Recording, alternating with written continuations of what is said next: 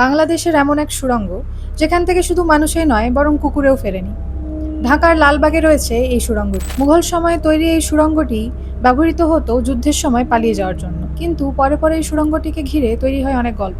বলা হয় এর পথ এতটাই লম্বা আর জটিল যে একবার ভেতরে ঢুকলে মানুষ পথ হারিয়ে ফেলে, আর কেউ কেউ আর কখনো ফিরেও আসে না। এবার আসি সবচেয়ে গা ছমছমে অংশে। অনেকেই দাবি করে এই টানেলের ভেতরে জিনের উপস্থিতি রয়েছে। এমনও শোনা যায় একসময় পরীক্ষা করার জন্য ভেতরে দুটি কুকুর পাঠানো হয়েছিল, কিন্তু তারাও আর ফিরে আসেনি।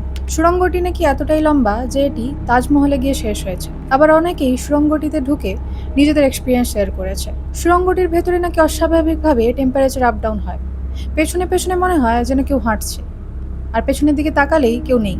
কেউ বলে অন্ধকারের মধ্যে ছায়া নড়াচড়া করছে, আবার কেউ মনে করে কেউ তার নাম ধরে ডাকছে। সবচেয়ে ভয়ঙ্কর হলো একটা অভিশাপের মতো অনুভূতি, যেখানে মনে হয় কেউ তোমাকে বের হতে দিতে চায় না। আজও সেই টানেল বন্ধ, কিন্তু রয়ে গেছে শুধু রহস্য আর অজানা আতঙ্ক। এরকমই কিছু মিস্টেরিয়াস আর ইনফরমেটিভ ভিডিওস নিয়ে জানতে হলে আমাদের ফেসবুক, ইনস্টাগ্রাম আর ইউটিউব চ্যানেলটিকে ফলো, সাবস্ক্রাইব অবশ্যই করে দিও। দেখা হচ্ছে নেক্সট ভিডিওতে।